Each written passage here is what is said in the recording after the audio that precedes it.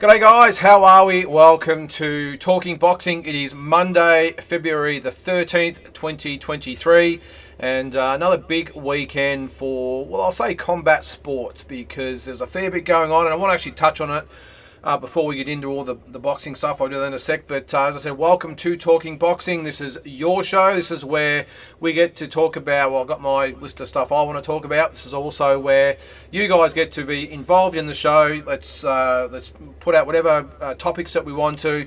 I've got the comment section down there, so put it in there, and if you let's talk some boxing. If you actually want to come on the show, I'm going to put the link in pretty soon, and I might just do it now, actually, because I always forget. Where are we?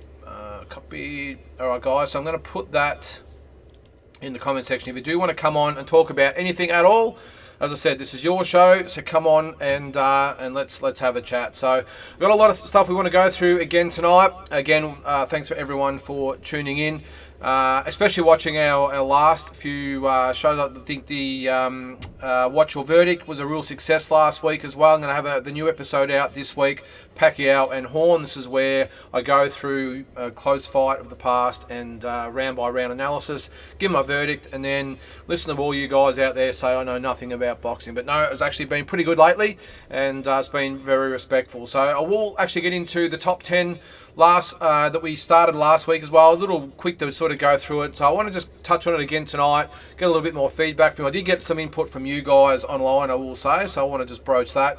But Andy's in the house. How are you, Andy? I did see, you were on the what is it, the round table on Friday? I don't know whether you guys saw it out there, but it was on the round table with Eric from D-Style Boxing in the States. And I think he has 5 or 6 guys on there, and it was really good to, as we do here, talk some boxing, but as the title says, just a round table type of format. So it was really enjoyable, and I actually got one of the topics we went through on Friday. I want to actually use it in this show. I'm going to steal it. So Eric, if you're watching, I'm sort of going to steal what you did, but just with a little bit of a spin on it as well. So let's get into it, guys. And as I said, before we get into all the boxing stuff, I know this is a boxing show, but how can we go on the show tonight without discussing the UFC that happened yesterday, Australian time, Sunday afternoon, Saturday night, of course, in the States. I will say straight off the bat, I'm not a UFC person. I don't really get into it. I've been, I think 3 times I've been. It's been when I've been in the States, and it's just sort of been on when I've been there, so I've gone. I will say one of the best nights I went to was UFC. I can't remember what number it was, but Conor McGregor fought Nate Diaz the first time, and he got choked out. And I think from memory, Holly Holm might have been on that card, and she got choked out by Misha Tate. So that was a really good event. And I will say the UFC probably do it better than anyone as far as the event. They're a combination of sort of boxing and WWE, aren't they? They sort of do a bit of a mixture, but really enjoyed the card yesterday. It was a last-minute thing. Spoke to my sons, my 2 sons who don't mind the UFC, and we decided to get it. As I said, it's not really my cup of tea, but I had seen all the stuff on social media. I'd seen a little bit of the stuff on Main Event, and decided to get the fight. And it was really enjoyable. I don't know if you guys out there like UFC, or just want to just brush over before we get into the boxing stuff, because you can't. I don't think we can continue on tonight without mentioning, and I'm going to say his name here again. Forgive me, I'm not a UFC person. Islam Makhachev, is that how you pronounce it? With a very, very close win over our own Alexander Volkanovski, I think you pronounce it. And look, as I said, I really enjoyed it. It was the undercard, was so-so. I wasn't really into that. But when the main event started, when he came out to Down Under and the whole crowd was going nuts, and it was a really, really good show, I thought. And look, he just fought with the spirit that we all expect, and sort of reminded me a little bit of Haney and Kambosos, the Aussie champion. The other Russian was a champion as well, of course. Volkanovski had gone up in weight, but had that feel about it where the Aussie was up against just almost the unbeatable opponent, and really took it to him. He obviously did a lot better job than what George did, against Haney. But look, I don't know how to score it all. I don't know how it all works. I must admit, I sat there at one stage and they're sitting on the canvas for 2 minutes pretty much in a cuddle and nothing was happening. I'm thinking, what is going on here? But apparently that scores your points. I don't know how it all works, but I enjoyed it when Volkanovski got up and started throwing hands. That was probably when I got more involved. But I really loved it that you would look, the typical Aussie nature just would not say or never say never, as they say, and and the fact that he finished the fight on top of the Russian sort of they call it striking, I suppose. We call it punching in boxing, of course. But look, I really enjoyed it. Now, if I had been scoring it maybe the boxing way and just on gut feel, I think it was the right result. I'd probably go at 3-2 for the Russian. I don't know what you guys thought, but I just think, as most Russians are, so much poise, so much composure, skill so good. Obviously, he was a really good wrestler, I think they were saying on the telecast, where Volkanovski was more the stand-up sort of fighter. But I really enjoyed it. And if you can see more fights like that, well, maybe I'll watch it a little bit more. But my sons enjoyed it; they had a ball, and it was a good day of sports. Nothing else going on, so for the sake of $60 on a Sunday afternoon, I thought it was good. So interesting to hear your thoughts out there. What did you think of it? I know again it's boxing; we're not talking UFC here; it's talking boxing. But I just don't think we can go on without mentioning what a great effort it was from Volkanovski. I'm pretty sure, and look, the way he handled himself afterwards as well. I think a lot of boxing and combat sports fighters in general could really take a leaf out of his book, because the way he got the crowd to settle down or get it out eventually was really first class. And I think he spoke glowingly of the Russian Makachev. I think I've got that right. But I really liked it that there was no excuses, there was no trash talking, there was no spitting the chewy, there was no nothing. It was just, hey, we had a great fight. I thought I won. Didn't go my way. Thanks for everyone for coming, and I want to do it again. And I think so many boxers could learn a lot from that. What do you guys think? Let's get some comments in there, guys. Mitch Cook, how are you, Mitch? What have we got there? I'll bring your comment up here if I can get up. Yep. Evening Legend, keen to hear your thoughts on the Tszyu undercard that's been announced. Yes, I've got that to go over, Mitch, in full detail. One thing I will say about the Tszyu card, I've probably just got to get a cloth and wipe the egg off my face, because I think I've said the last 2 or 3 weeks, no way this fight ends up in Sydney. It's between Gold Coast and Melbourne. My money's on Melbourne. Sydney don't spend money on big events. Well, they've got it. They actually apparently outbid Melbourne and the Gold Coast. So look, I think Melbourne could almost be a little bit worried if Sydney wanted to throw a few dollars around as well. It could get a little bit interesting with all these sporting events. And this may be the tip of the iceberg. Who knows? But I was surprised that Sydney outbid Melbourne. I just thought Melbourne would have done everything they could to get that big event, which they do with nearly everything. So So anyway. Andy, yep, you might have wondered over to D-Style was good, yeah. So yeah, thanks for joining in. And look, it's a really good concept. If you haven't seen it before, D-Style Boxing, make sure you check it out on YouTube. Eric's a really good guy, so passionate about boxing, very, very knowledgeable, I will say. All the panelists on there all have their own social media, either channels or pages or you name it. All know what the hell, a lot of what they're talking about. So, if you want some informative boxing talk, go over there and check them out, because they really know what they're talking about. Stephen Bateman, how are you, mate? I can see, actually, sorry, I thought that was a UFC fighter there, mate. Sorry, it's actually Dmitry Bivol. So thanks for coming on the show, Stephen. Tommy B, incredible from Volk. Yes, it was, mate. Incredible effort. Makes you think when fights like that can be made in the UFC with guys going up in weight, yet we can't make fights like Spence Crawford or Fury Joshua. Very frustrating. Yes, Tommy, mate, you hit it right on the head. That's a really good maybe talking point to kick it off with. Why can't boxing get it right? Well, actually, I'll tell you why they can't get it right. Because in the UFC, there's no democracy. It's pretty much, hey, if you want to be in this organisation, you'll fight him and you'll fight him. And you guys are going to fight on this card, and you guys are going to fight on that card, and the winners are going to fight in the main event on the next show. That's what I love about it.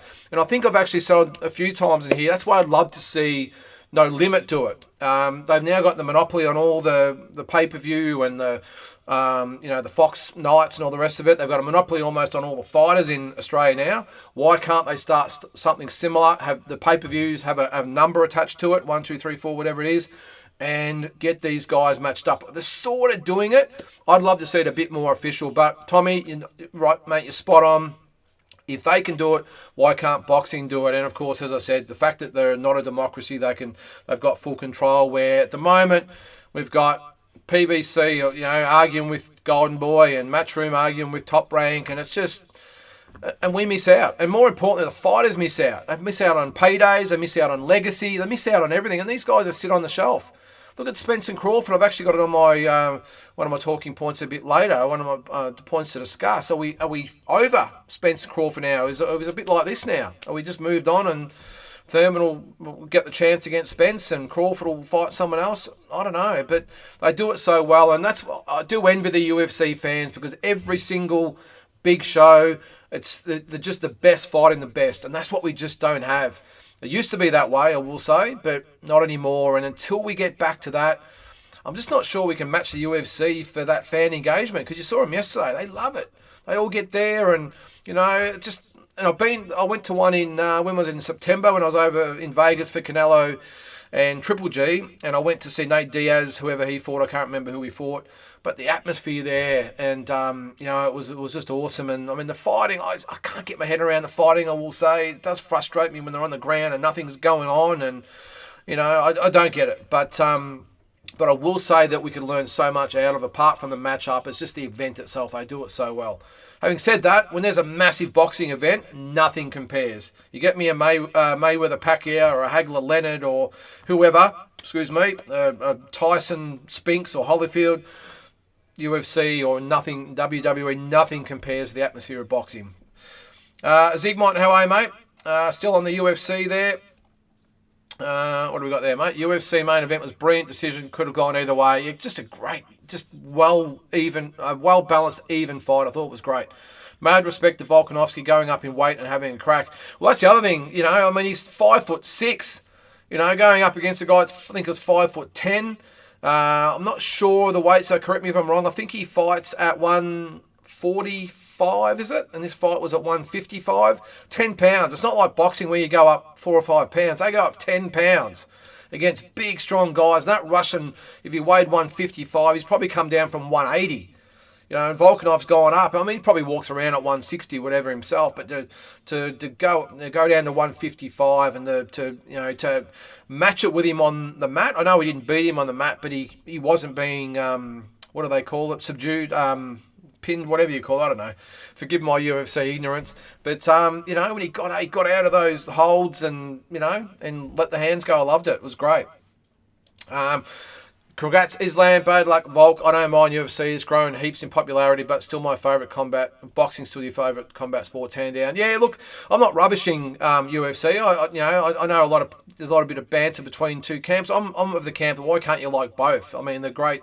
I like to see two well-trained, well-conditioned athletes, well-skilled athletes, as go at it, and a battle of wills and conditioning and whatever it might be. So I actually don't mind the UFC. Well, I've bought it once or twice before. I think when Conor McGregor might have been fighting. I don't know. It's not the sort of thing. But as I said, like, not much going on a Sunday afternoon. Got it and quite enjoyed it. But I'm with you though, Andy. Boxing for me, hands down, mate. Boxing, too many cooks in the kitchen with vested interest and too much to lose. Love your no limit idea, mate. Yeah, thanks, Tommy. I would hope they would watch one day and do that, because as I said, they've got the monopoly. They can do it. They can easily get the best middleweights, super middleweights, light middleweights, whatever it might be, lightweights. They've got them all. Do a little bit of, you're going to fight him and you're going to fight him, and they're on the next one together. I mean, we look at the next card. They've got Nikita and Bo Belbin we're going to go through. They might have, I'm just sort of picking fighters here. You've got Benny Mahoney and who was it? Koa Mazudia fighting. As an example, then you guys, the winners fight on the next card. That's the sort of thing I'm getting at. Carl, how are you, mate? I think we missed you last week. I hope you're good. I'm really good, thanks, mate. Really good, thank you. David Jenkins, yeah, too many sanctioning bodies. Well, they just get more and more, don't they? What are we up to? About 6 or 7, 8, or whatever it is now. I don't know. I've lost count. Andy says different MMA organisations are like different boxing sanctioning bodies. The difference is boxing allows unification, while MMA, UFC, so Bellator, ONE FC doesn't let them unify. I think the difference with this, though, Andy, is it's a bit like the WWE. And I know it's not real fighting, and don't want to offend all the wrestling guys out there, but it's entertainment. That's what the wrestling is. Not to say they're not well-tuned, finely conditioned athletes, no drama, but it's entertainment. I think like that, they have different organisations on that as well. I think it's the WCW and some others.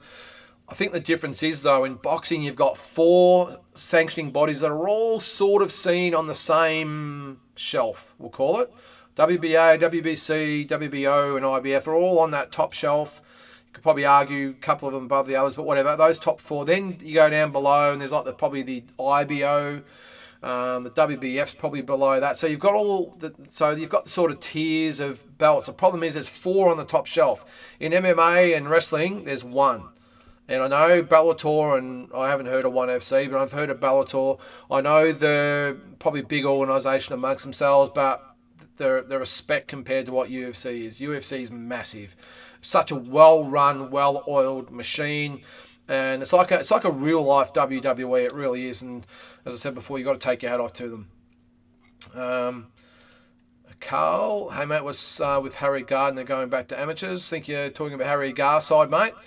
I did hear that, Carl. We talked about it last week on the show that he's split with Johnny Lewis.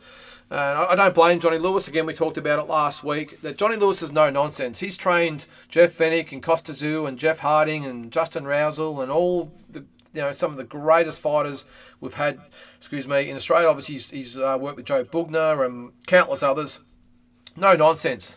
And that's why his fighters were so good. I know they're obviously super talented fighters, but it's all about just hard work, commitment, and giving you everything. And Johnny Lewis is an old-fashioned, no-nonsense type of guy. So I'm sure he would have said to Harry, mate, if you're half in, well, I can't help you. So I'm sure there'll be more to come of that, Carl, but I wouldn't be surprised at all if Harry goes back to the amateurs. He only had 3 fights, maybe 4. I think it's 3. Go back, the pros are always going to be here. Go back to the amateurs and have another crack. I wouldn't be surprised if Sky Nicholson does as well. James, how are you, James? Daily, that is. Is Mazzudia the A side because he's a no limit fighter and Mahoney, or Marnie, I think it's Mahoney, is not?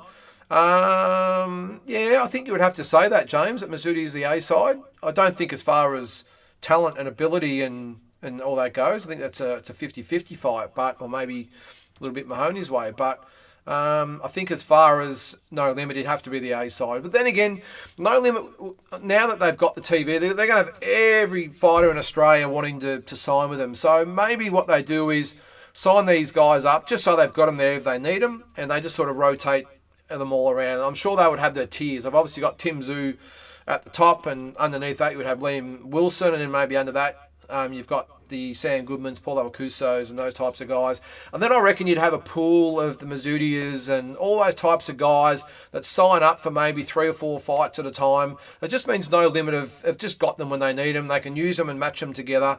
Really, really good managing from No Limit. I would think they, if I was in their position, No Limit, it might be a matter of saying to these guys, all right, you're in our pool of fighters, our roster, stable, whatever you might want to call it. And then if they show a little bit, then maybe they go up the next shelf and they do become the A side, and they bring specific opponents for them in to actually fight and try and build them up that way. I would think at the moment, Mazzudia is just part of probably 50, 60, 70 fighters that are just matched against each other to fill up a really good undercard. And Cohen's actually shown a lot. He obviously had the 2 wins over Joel Camilleri, avenged the loss to Wade Ryan last time out. So maybe if he wins this one, maybe the winner of this one gets actually to go up a notch and they get a little bit of backing. And they start bringing some fighters in for them. And as I said, start to build them up the ladder that way. But I don't think Cohen at this stage would be the A side. Maybe because he is signed to No Limit. But how do we know that Benny Mahoney's not either? He might have signed a 3-fight deal on the sly as well. Who knows? But as I said, I don't think there is any A or B side at that spot on the totem pole. Jay Brown, hi Jay, thanks for tuning in. One to chuck on the list for tonight. Dennis Hogan signing with Matchroom today. Now, Jay, I literally looked at that half an hour ago while I was getting prepared for the show. I saw it on social media. I don't know the specifics of it, but you are right. Dennis Hogan has signed with Matchroom. I did think he said that there was more to come, so I hope I haven't missed anything. If you know something that I don't, feel free to let us all know. But Dennis Hogan signed with Matchroom. That is big news for Dennis Hogan, because I must admit, I thought he was finished when he lost to Tszyu. Obviously got the IBO title fight, and while it's not one of the big 4, it's still a world title that can really get him some big fights, and fighters are going to want it. And obviously Matchroom have got a fighter or fighters that they are looking at to maybe match up with Dennis Hogan for that belt. Good luck to Dennis. It means he's going to get some really good paydays out of it, so good luck to him. He's a really, really good guy. I've never actually met him, but from what I've seen on TV and on the social media and everything else, he really carries himself well. And, while I don't think he's at that real elite level, he's just one of those really nice guys that I hope he gets good paydays, good matchups, and it looks like signing with Matchroom, he's on his way. So in his last probably 2 or 3 years of boxing. So good luck to Dennis, and hope he gets everything that he's chasing. Yes, Andy, shout to the chat, smash that like. Exactly, keep them coming. Andy again, WBSS World Boxing Super Series has the right idea. I'm always all for Undisputed. Yeah, to some extent there, Andy. The problem is, you can't really have a proper tournament. I know they had the Undisputed, which was good, but if you notice in the last couple of years, we haven't really heard much about it. Of course, our own Jason Maloney fought in it, got beaten by Manuel Rodriguez in a split decision. Rodriguez ended up going on and getting knocked out by Inoue. Jason obviously fought Inoue down the track as well. They have got the right idea, but unless you've got the top ranks and Matchrooms and Golden Boys and those guys, even PBC involved, I'm just not sure you can always, the fans are always going to be on board, because they might have that Undisputed, but I don't know how it worked last time. Maybe you can tell us if there was payoff to some of the fighters to get them from other promoters. I don't know how it all works. Great idea, but when you've got everyone signed to different promotional firms, it's always going to be tough. It's always going to be tough. Who's this? Mike Biggs Boxing. Boxing Deep Dive. What up, bro? How are you? I'm good. Mike, thanks for tuning in, mate. Good to have you on here. And he also says g'day to Carl. I'm not sure whether you guys know each other. Speaking of Carl, Lyndon, who would be your pound for pound number one? I knew you'd say that. Are we talking world or Australian, mate? While we're going, let's bring up my list from last week. I'll get to the number one pound for pound in the world in a sec, but that's my list from last week. If you missed it, throw it at me. Jai Patai had number one. Tim Tszyu, George Kambosos. In my opinion, any of those three could be number one for different reasons. George Kambosos has, I think, the better resume, just with that being undisputed lightweight champion. He only lost to Devin Haney, who's probably in the top 10 pound for pound. Tim Tszyu's probably got more ability than all of them, although Jai Patai's got plenty. But he hasn't had that big win yet. Jai Patai has had the big win without the resume behind it, but he has had that one big win. I suppose when you could probably say the same about George, but I think any of those three. For the world, okay. I think you've got me here, Carl. I did have my list up there again, as we say g'day to Mike, says Carl. Number one pound for pound in the world. I'm probably going to be a little bit controversial. I actually think Inoue I would have as number one in the world. And though you could make an argument for either Fury, I don't understand Usyk being number one pound for pound. I think you could definitely make a case for being number one heavyweight. I do see other fighters I think are in front of Usyk. So correct me if I'm wrong. I'm about 40 seconds in front of you guys. So I'm sure the comments will come. But I would say in a way, Spence Crawford would have to be in the top 2 or 3. I don't know. There's so many good fights. Let me actually. Now you've got me. I'm normally pretty prepared for this sort of stuff. Let me just go to my my rankings. We're gonna sort this out right now, Carl. Where is the rankings? Here we go. Let's have a look, because I don't want to miss something. Where are we? Pound for pound. Here we go. All right. Well, actually, I'm going to bring you guys in on this. You guys can see what I'm seeing here. This is Boxing Scene. Hang on. We'll bring it up there. All right. So they've got Inoue there. So Usyk number 2. That's surprising me. Crawford and Spence. I would probably have Crawford above Usyk. Again. Bivol, I think, might be a little high. Canelo, still got to have him in there if you ask me. Jamal Charlo, nope. No. Tyson Fury, yes. Devin Haney, Juan Francisco Estrada.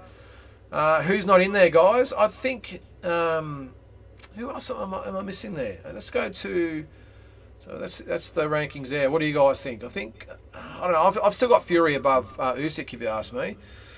Thanks, Andy. Yep, agree with this because Jai's current champion. Yep, if you're going by that rationale, I think if Tim wins, he goes to number 1, of course. Jules, how are you, mate? Keen to know where someone like Apollo Kuso fits in your Australian top 10 calculations. All right, good point, Jules. I like that because if it went down to pure talent, I think Paulo Kuso's in the top 4 or 5, without doubt. This guy is something special. And hang on, I'll just bring my list back up there.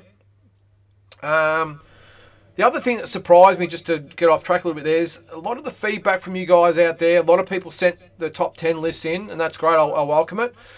There wasn't a lot of love for Andrew Maloney, and I don't know why. There's a lot of you guys had him outside the top 10, and some not even in the top 15. I don't understand it, because Andrew Maloney, but in effect, has a better resume than his brother Jason, who everyone had in the top 5.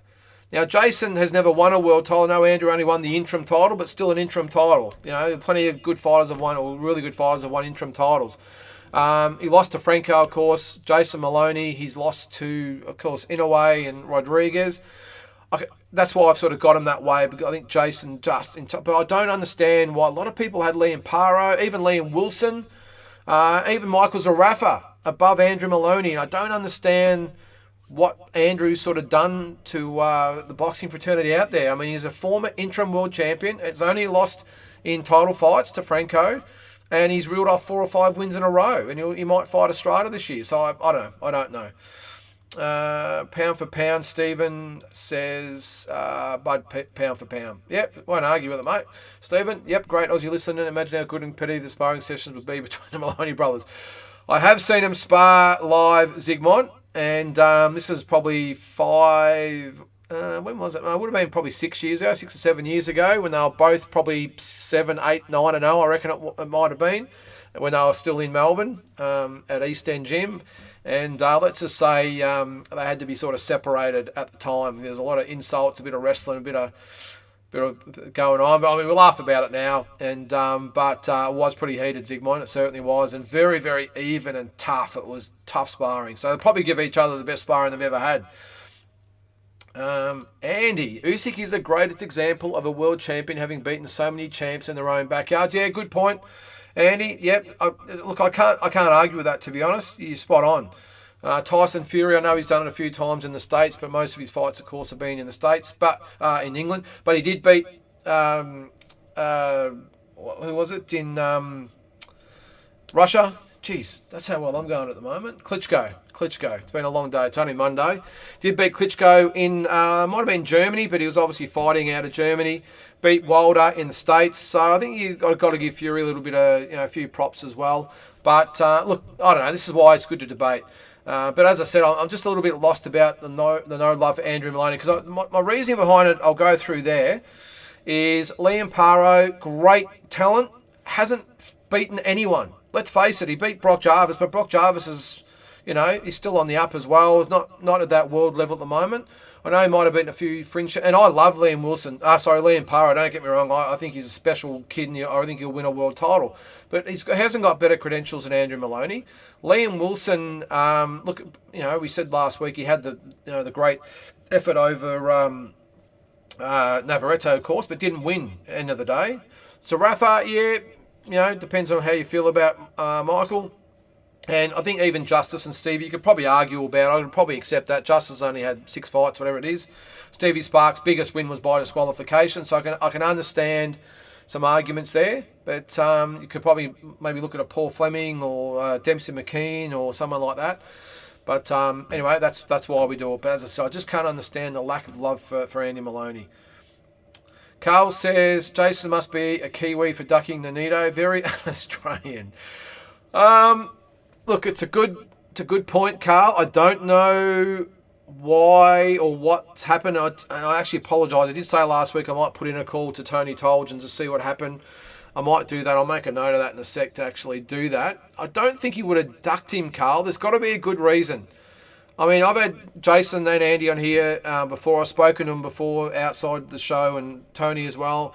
He wanted to fight Nonito more than anything.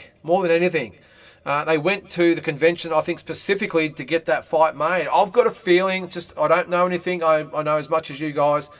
I've just got a feeling that Top Rank are the ones that stepped in and said, no, you're not going to fight him. You're going to fight him for whatever reason it might be. But I don't think Jason or Tony or Angelo Hyder, anyone would be ducking Nonito Donaire. It just doesn't make sense that they would knock that back. A WBC belt, mind you, probably still the most prestigious, still probably the most corrupt out there, but still the most prestigious belt. It doesn't make sense to not fight a great like Nonito Donaire for the WBC title when that's what you're aiming for, is to get these sort of fights. So Carl, I don't know, mate. I can't comment. I will say, though, as I said, that I just don't think he's ducking Nonito. There's something that's got to have happened. Mike Big says again, I agree with Usyk being number 1. Spence Crawford, number 2. I don't have Inoue on my list. You're on your top 10 list. All right, guys. Well, I think you need to back me up on that, because I'm just about to fall off my chair. How you could not have Inoue on your top 10 list? Who would you... Surely, I would... Look, let's go... I'm going to have to go back to the list here. All right, where are we? All right. I'd have him definitely above the top, or from 4 down. Probably from Spence down, to be honest. I don't think, in my opinion, Spence, Bivol, Canelo, Charlo, Fury, Haney, or Estrada, I would have above in a way. But, hey, mate, it's your opinion, and I'm not going to argue with that. That's fine. A few more comments coming through. I'll get back in the page. Carl disowned Jason Maloney for ducking Nonito. Yep. Carl, you're a character. Let's all get the facts right before we start laying the boots in the poor old Jason, though. I might have to give him I'll text him and see if he can come on and have a chat to Carl. It's probably at training now, because I think they're an hour behind up there, aren't they? You're off, Jason. Carl, bite your tongue. I'm definitely going to have to ring him now or text him now to get him on. You're off, Jason. All right, no, that's, mate, your opinion. Speaking before about Hogan, does he make the list given he has a world title? No, I don't think so. And look, this has been a bit of an argument for quite some time when I've had Tazzy or Noonan Boy or Peter Maniatis or Mike Altamura about when we do any type of lists about fighters that aren't technically from here. Now, in my opinion, as I said before, I've got a lot of respect for Dennis Hogan. Looks like a really good guy, and all respect to him for winning that version of the IBO title. But the fact remains, Jay, he's an Irish fighter who's just based himself in Australia. That's the way I see it. Now, I know I'm probably going to cop it from someone out there, but that's to me the fact. He's based himself here, and that's great. But he's an Irish fighter based in Australia, so I just can't have him as part of the Australian top 10. I don't know. I know you could easily say he's lived here for X amount of time and had X amount of fights here. I understand it, but I still see him probably a bit like TJ Doheny. Same thing. Based himself here, but he's fought a lot overseas and whatever. He's an Irishman. It comes out the Irish flag and everything. But anyway, each to their own.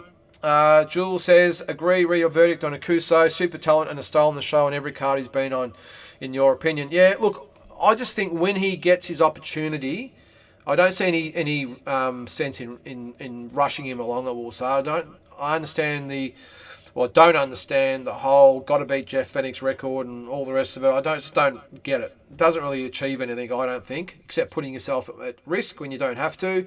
I would say get him up to 10 or 12 fights and then put him in, because I think by then he'll be a monster out there. Akuso, he's such a good fighter. Reminds me so much of Jaya Pataya, but he fights a lot like a lot of the good Americans do. Shakur Stevenson, Devin Haney, Crawford, Spence, those types of guys. I just think he's a really great talent, and I'd be staggered if he doesn't win a world title down the track.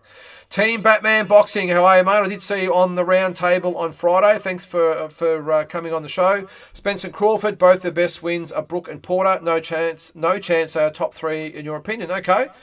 Yeah, well, who would you have above the other, Spence or Crawford? That's probably the other question, because I can't separate them. I think I did last on the Friday show, Batman. I think when we had to do who would be the undisputed champion if there was only 8 divisions, I actually picked Spence. So I know I'm probably in the minority, but I just thought similar opponents. Just like the fact that Spence has been at welterweight for pretty much all his career and has attempted to unify the titles, where Crawford's hasn't fought as often and he's only got the WBO belt. But I don't know, it's however criteria you use.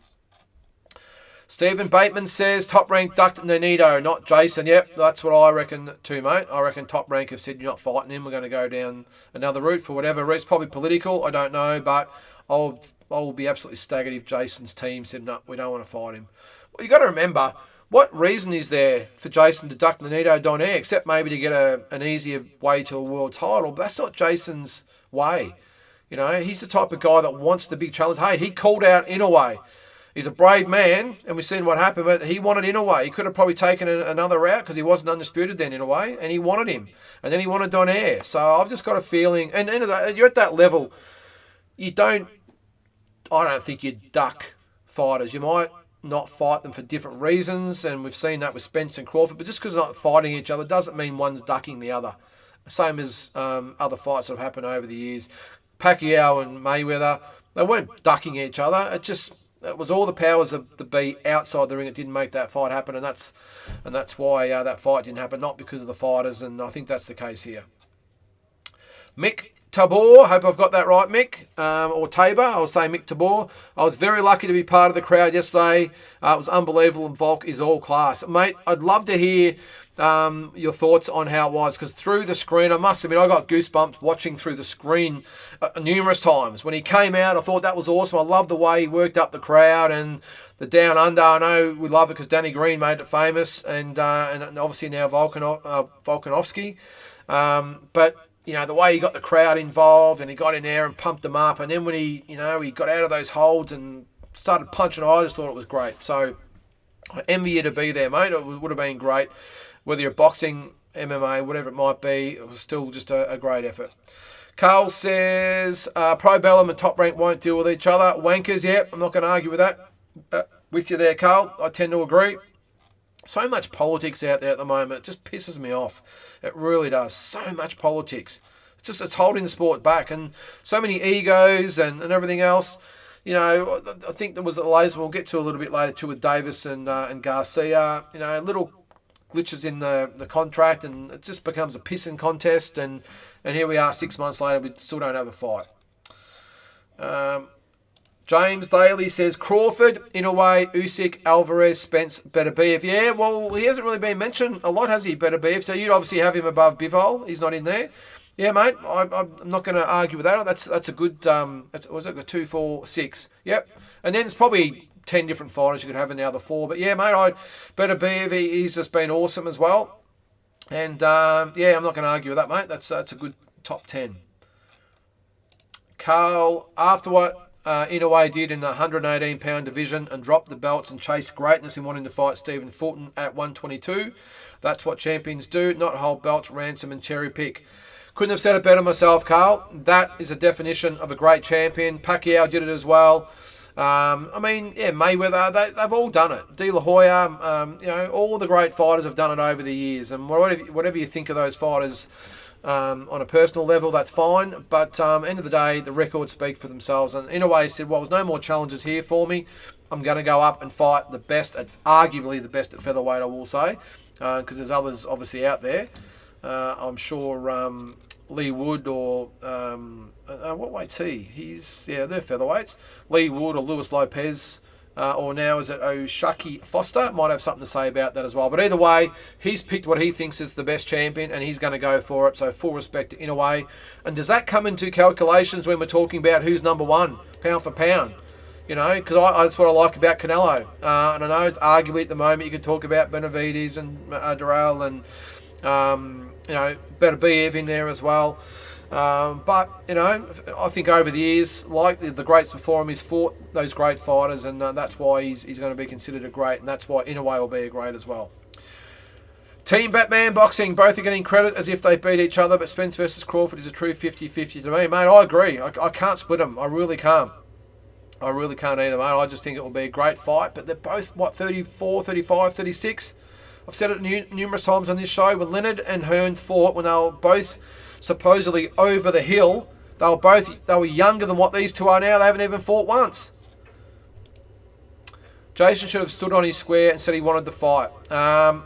It's good in theory, Carl, but sometimes, especially when it's someone like Top Rank, I'm not sure they're the ones you want to argue with, because if they dropped him, where does he go? They might say, well, if you don't do what we say, you're out. And at 32 years of age, not sure anyone else would pick Jason up. I don't know. But they've got to have the reasons. I'm sure it'll come out in the wash.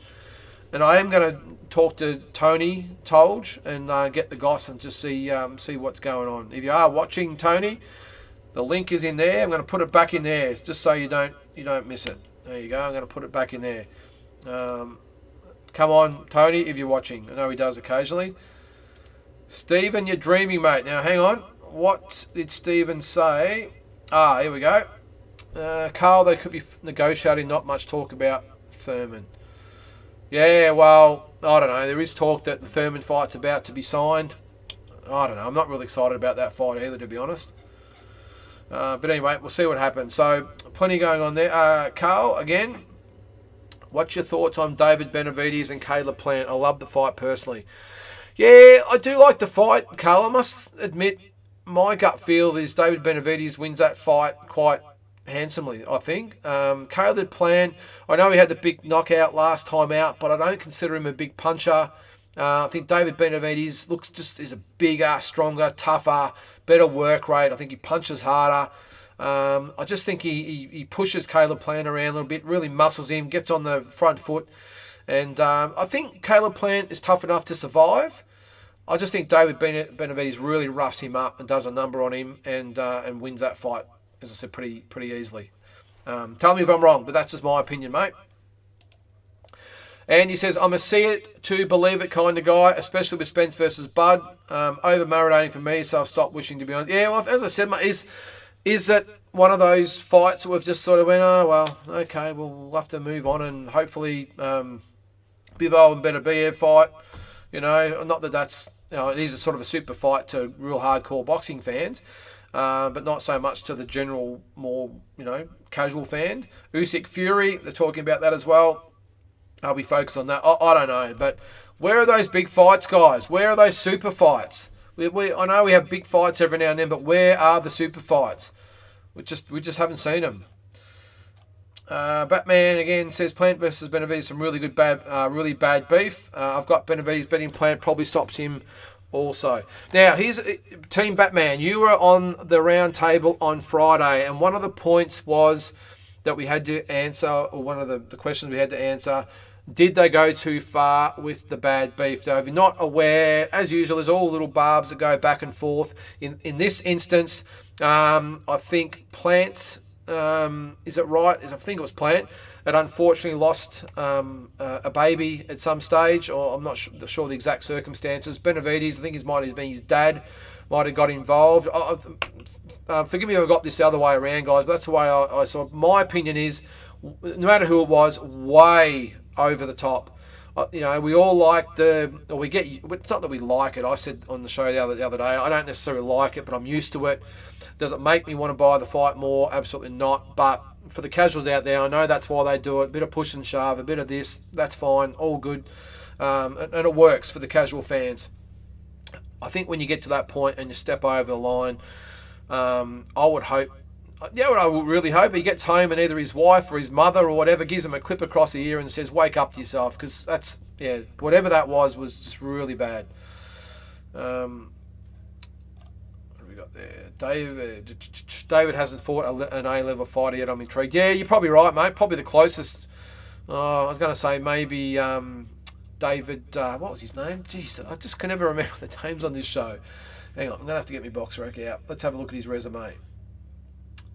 David Lemieux. Sorry, it's just that time of day. All right, I don't need to bring that up. I know he's fought a few others, but I'm with you though, Carl. I don't think he has fought an A-level fighter yet. Plant has, of course, obviously Canelo. But yeah, look, I don't know. Call it gut feel. Sometimes it's probably a little bit like the Tszyu Charlo situation. Charlo has got a way better resume. But Tim hasn't really fought anyone at that real elite level, but my gut feeling says that Tim wins anyway, and that's why I've got Benavides in that fight as well. And he says, what do we got there? Leaning to Benavides, but Plant no slouch. No, he's not. He's got some good skills. I just don't think he's got enough to hold Benavides off, Andy. Plant can box, but just depends if he can keep David off. Yep, for 12 rounds. Yep, we agree there. James says Plant is stylish to watch. He is stylish, but Benavides, when he comes to fight, I mean, he's got a presence about him. He's big. He's a big super middleweight.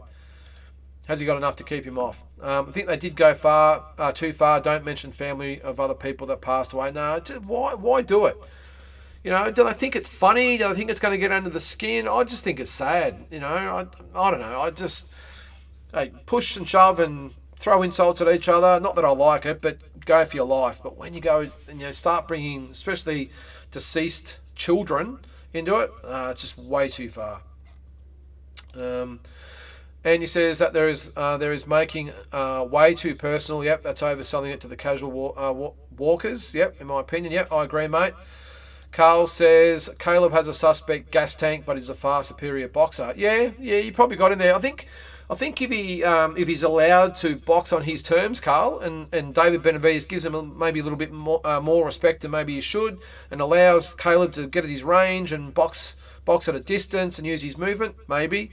But the Benavidez I'm sort of used to seeing is a Benavidez that comes to fight. He doesn't want to just follow you around. He doesn't want to cut the ring off. He wants to punch on, and I think he wants to make a statement in this fight, and that's why I think he'll do a number on Caleb. Might be wrong. Who knows?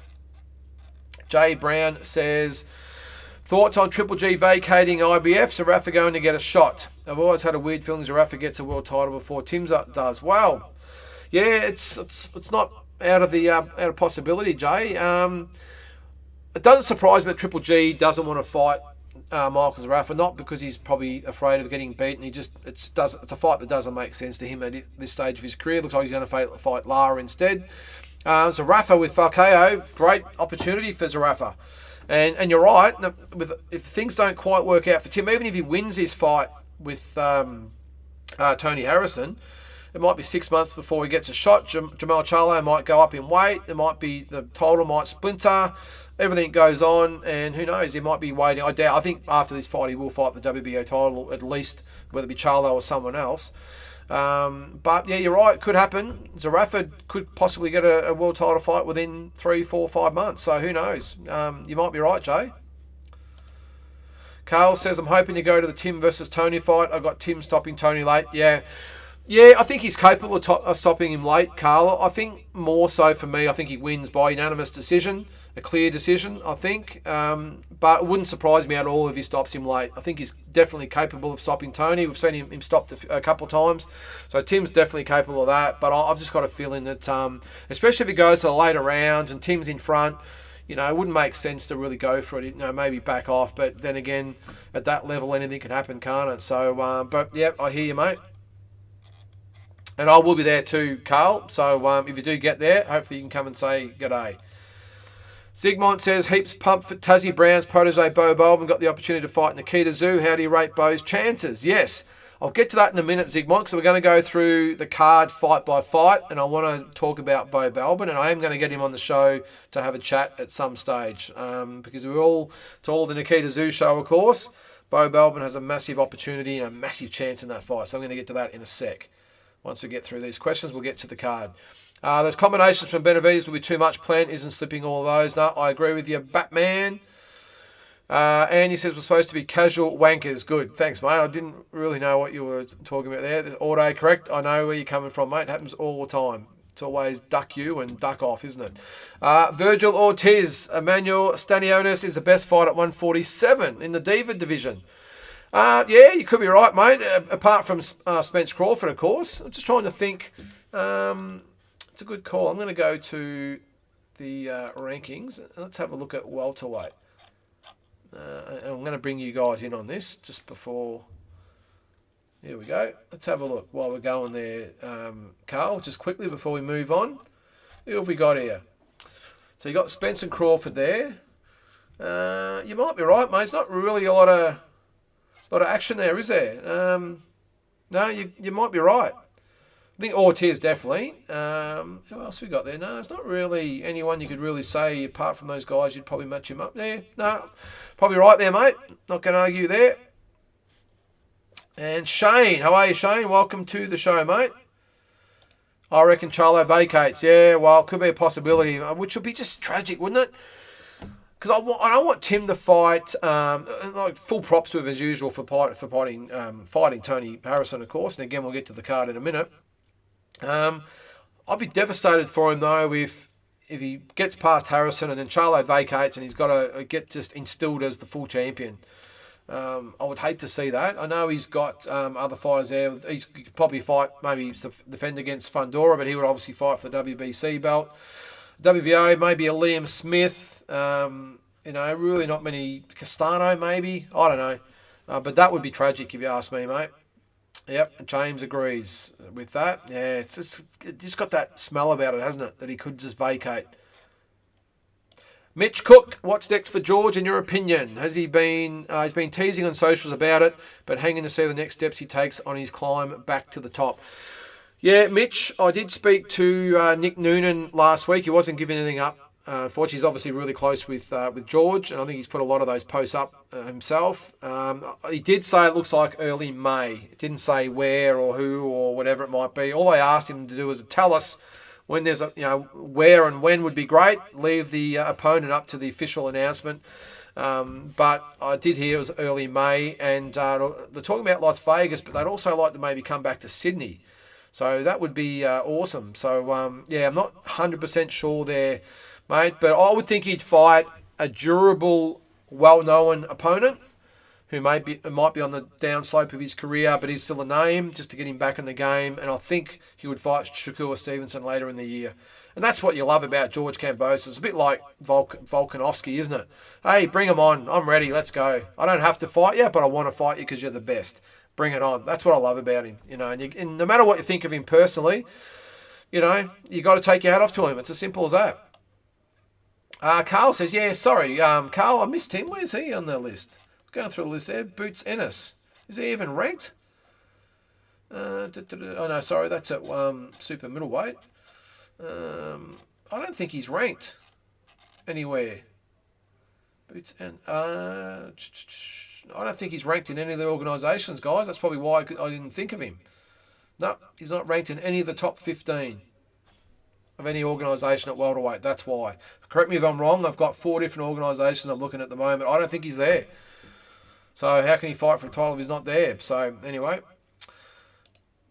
Jamal Charlo may move up to 160 with Jamal moving to 168. I can see Tszyu versus Smith for the WBO. Yep.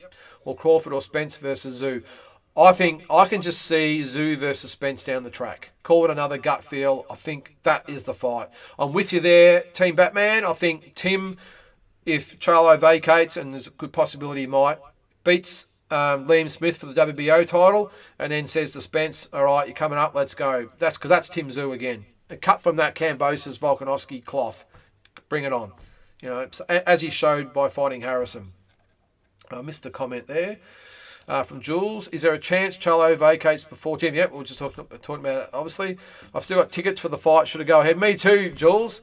So I'll be there as well. Not giving us our money back until I know for sure. So hopefully we don't have to get a refund. But they're obviously got the tickets on hold at the moment until they work out what's happening. So that's good they're going to be there because it'd be awesome if there's a lot of Aussies over there. But yeah, just speculation at this stage, says James. Carl, Boots Ennis, of course, because he's not rated by any of the organisations, Carl, so he does need to step up his game. If he can't be in the top 15 of any organisation, and we've got a lot of fighters out there that have just won all sorts of regional belts or silver belts or whatever belts, east-west belts or up and down belts, and they're in there. Where's Boots Ennis? Is he ranked? Am I missing something here? He's not ranked in the top 15 of any organisation. While I'm going to quickly bring it up so I'm not going crazy. If you guys can see him in there, let me know. Because I can't see him. Boots Ennis, he's not in the top 15 of all 4. Now, that's for a fighter at his supposed level to not be ranked by any of the top organisations. Something is wrong there. Am I missing something? I don't think. Anyway, we'll come back to that one. Jules says, sweating bullets here, James. Yep. Well, at least hopefully you didn't book your airfares, Jules, or you got a credit for them like I did. A lot of Aussies obviously went over there, and lucky they got to see him train, but I think I'd rather watch him fight than train. But anyway. Oh, mate, Big J. I'm not sure I've seen you for a while, Big J. Sorry, boys, I'm a bit late regarding the Dennis Hogan topic. Do you or did you ever consider Costa or Victor Chenin Aussie fighters? No. I'm sorry, Big J. and I've been not targeted, but I've been barreled about this before. I've had discussions with people. Don't get me wrong, I love both of those fighters, but the facts are Costa was a Russian fighter, born, raised, fought all his amateur career in Russia, moved to Australia for his career. Yes, he had a family here, and that was great, and then moved back to Russia. He lives there now. So I don't consider him an Australian fighter. A Russian that was based in Australia for his career. Same as Viktor Chinian. Same thing. I think he still lives here, doesn't he? I'm not quite sure. But the fact remains, they were born in other countries and just based themselves here. I don't know. Viktor Chinian, it's a bit like, I know we've had Lester Ellis and Barry Michael and Johnny Famechon and Rocky Mattiola, all born overseas, and I rank them in our top sort of 15 of all time. But the difference with them is they might have been born in other countries, but they were raised here, they started boxing here, they had the whole career here, and they still live here, or lived here before they passed on. So that to me is the difference. Those other guys just were based here. Look, I'm not going to argue with anyone who differs, but that's just my opinion. Boots number 1 in IBF. Hang on, have I missed that? Where's the IBF? It says not rated. Hang on, but it did say the IBF. That's Boots Ennis we're talking about. IBF was updated on the 11th of February, and he's not in there, Jay. The 11th of February, so a week. It was 2 days ago. It was updated, and he's not in there. It just says unrated. So, or does it say that? Yeah, not rated. So I don't know. Might be wrong. James Daly says BoxRec shows Hogan as Irish nationality now. It used to show as Australian. Well, someone's got to change that, James. Someone's got to change the whole BoxRec thing, so you tell me. I agree with both on Costa and Vic. Oh, thanks, mate. I was expecting to say you don't know shit about boxing. I get that a lot. But look, but I will say the two are, especially Costa, in my top Aussie fighters of all time, because he was based here. And we all remember when Costa fought. It was just as big as when Jeff Fennick fought, or when Jeff Horn fought, or Jeff Harding fought, or whoever's been the Aussies that have fought. We all used to watch it, and most of them were overseas. Probably 75% of his fights were overseas. They were big fights. But, as I said, it doesn't change the fact that he was a Russian who was based here and then went home. So, David Jenkins, agree about Tszyu, a Russian who was based in Australia, then went home. Thanks, David. And as I said, David, doesn't change the fact that he's probably in my top 4 or 5 favourite fighters of all time. Doesn't change that, but the facts are the facts. Andy says, agree with you with those fighters. Thanks, Andy. Carl just laughs. Thanks, Carl. All right, guys. Now, I know we'll have a few more comments coming. Correct me if on the WBA, the IBF rankings at welterweight, if it is Boots Ennis, but as I said, they were updated 2 days ago, and he's not in it. It's not rated, it says. So, but if he is rated number 1, it then highlights my point. How can he be rated number 1 in one organisation and not ranked at all in the other 3? Doesn't make sense. And yes, Carl, Hitman Harding was a machine. One of my top favourite fighters of all time as well. You wouldn't get a more honest and tough and rugged fighter than Jeff Hitman Harding. And hope he's doing well out there. All right, guys, let's get into the big fight card that was announced last week. And just one more on, GOAT at 140. Yep, I'm with you there. This is Costa, the GOAT at 140. Have to agree with you, mate, for sure. There's been others, great fighters that have gone through there, but he had his whole career there and won the Undisputed and defended multiple times. It was just a great fighter. We love Costa Tszyu and the Tszyu family, of course. All right, the big fight was announced, of course, as I said earlier. Got the egg on my face after saying there's no way in hell the fight ends up in Sydney. The next day it was announced it's going to Sydney. So I think pronounce it as a Kudos Bank in Sydney. I don't know where it is. I think it holds about 15,000 apparently. He's up against Tony Harrison. Look, we all obviously knew the fight was happening and what a great fight it is. So that will be the main event over 12 rounds. I want to go through the rest of the card. Now, I've got it over here. So I'm not quite sure the order of these fights, guys. But what a card. I don't think we've seen, a better card than this for quite some time. And No Limit seemed to be behind all these great cards we're seeing at the moment. But Sam Goodman, TJ Doheny, I'm going to bring that card up. Just there it is there. I'm going to bring it up so we can see it.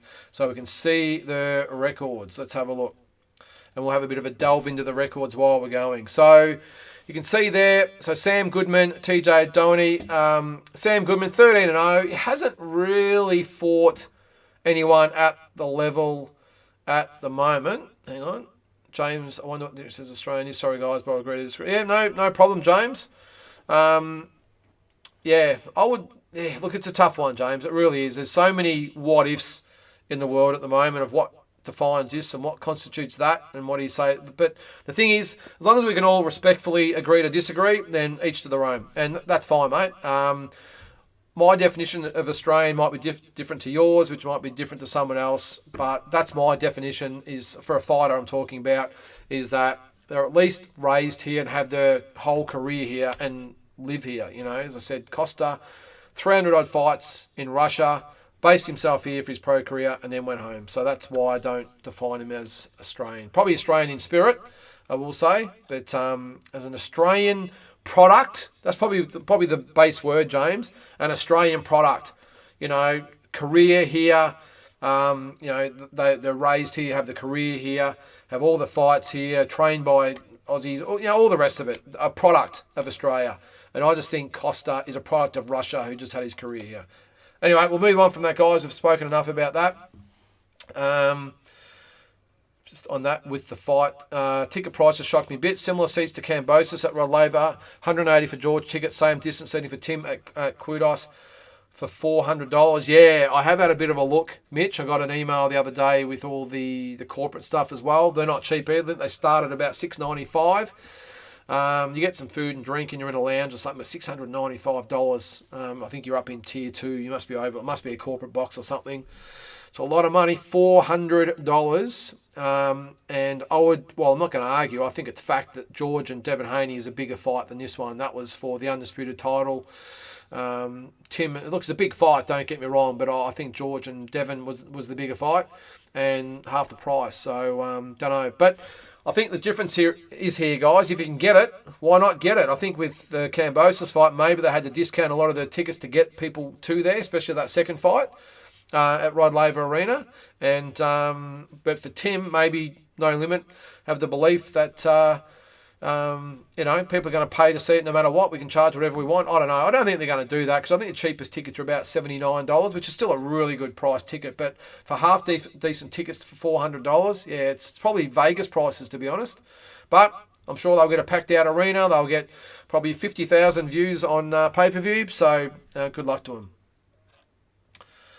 How do I pronounce it? Is it Kudos? Kudos is in Homebush. I think it's in the Olympic area in Sydney, similar to Melbourne set up. MCG, Amy Rod Laver. I think in Homebush, is it the Olympic Stadium? Is that what it is? Is that what it's called?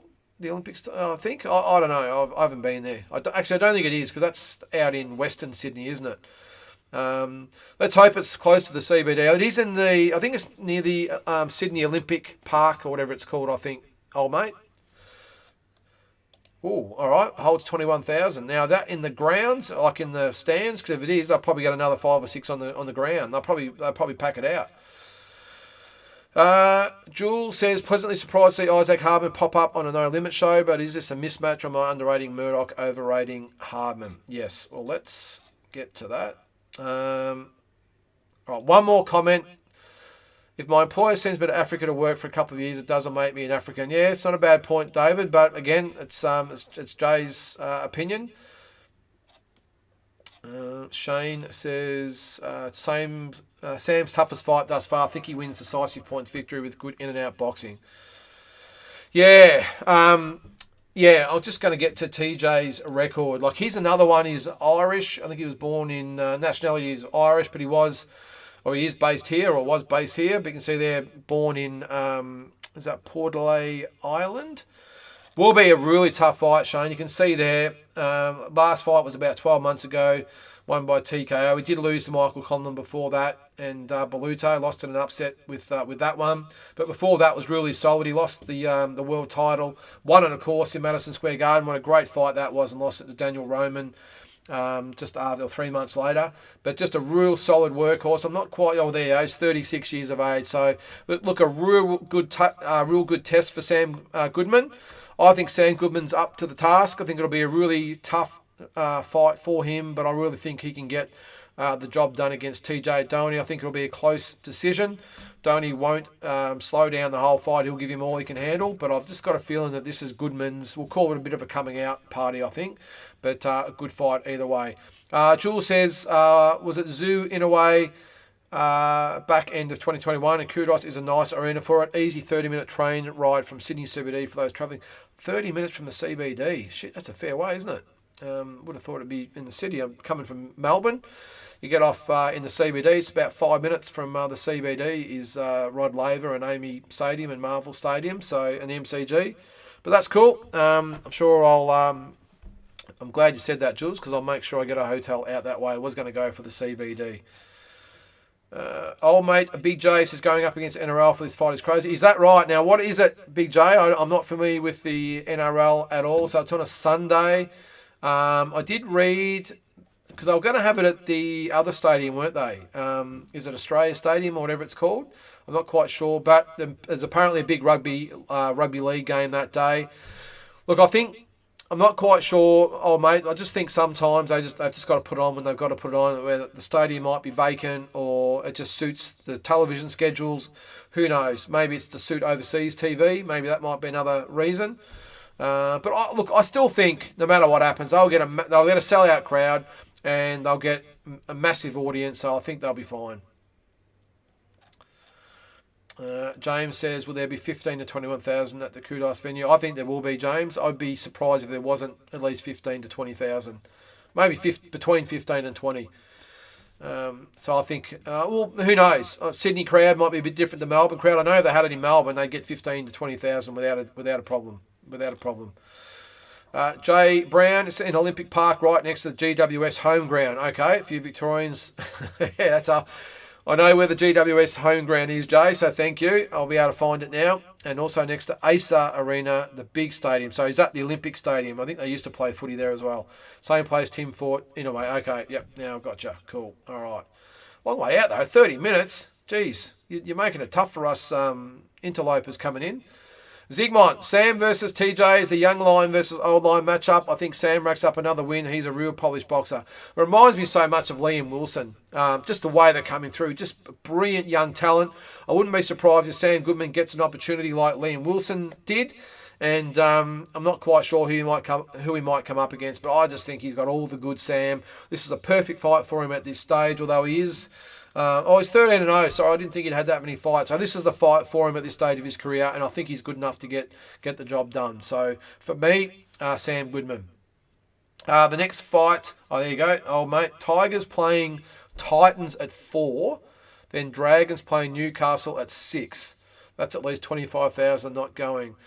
Yeah, I don't know, Big J. I don't know. I think footy fans are footy fans, boxing fans are boxing fans, and the ones that would normally go to the football or rugby or whatever it's called are the ones that go, you know what, I'll catch a replay because I can go to the footy every week. I can't get to the fights every weekend, so I'm going to go to the fights and maybe I'll watch the replay later and get to the next game. I know that's the way a lot of AFL fans are as well. They all love the teams like NRL fans do, but when there's a massive occasion... And it happened earlier in the year, last year with Haney and Cambosis. It was at 41,000 on the Sunday. I think it was, I'm not sure it was long weekend or not, but there's always big games at the MCG in Melbourne on a Sunday, and they still got 41,000 there. So if Sydney Siders are the same as Melbourneites, then I'm sure that they'll get the 15 to 20,000. The next fight on the card, you can see there. Let's go through it. We'll just go down the page there. Cole Mazudia and Ben Mahoney. I'm really looking forward to this fight. This is probably one of the ones on here that I'm looking forward to the most. Cole Mazudia, I think he comes to fight. We've seen that. Let's have a look at his record. His last fight, of course, he beat Wade Ryan. Before that, the 2 over Joel Camilleri. He had the loss, of course, to Wade Ryan. Actually, a good point there. I'm going to bring that up first to guys. James Dale, the fights will probably start at 11 for American prime time. I think they will, James. I would say the main event will be on at about 1 p.m. Should be over by 2:30 p.m. So maybe a lot of those fans will hightail it out of there and get to the game. I'm not sure. But it will definitely start at 11. Because, I mean, when we have the big fights over in the States, the card always starts at 11. The main event's normally on 1, maybe 2 o'clock at the latest. So I would think with this one, although there's a few 10-rounders on there, so who knows? But I would think they would probably pencil that in for 2 o'clock, I'm thinking. So maybe they give themselves time to get there. I don't know. But we'll see. But you can see there, Carl Mazzutia. I've got a lot of time for him. I think he's got a little bit to go. You can see he's also lost to Luke Woods, who's a battler as well. He's one of those journeymen. He's a spoiler type, and lost to him as well. Look, I think Benny Mahoney, if you ask me, I'm just going to go to him. Let's have a look at his record.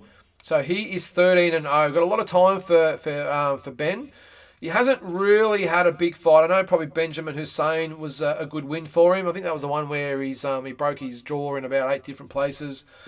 Lockie Higgins is durable. Chris George, probably a little bit over the hill at that stage, was he? What was that, 2021? Adrian Rodriguez is pretty tough as well.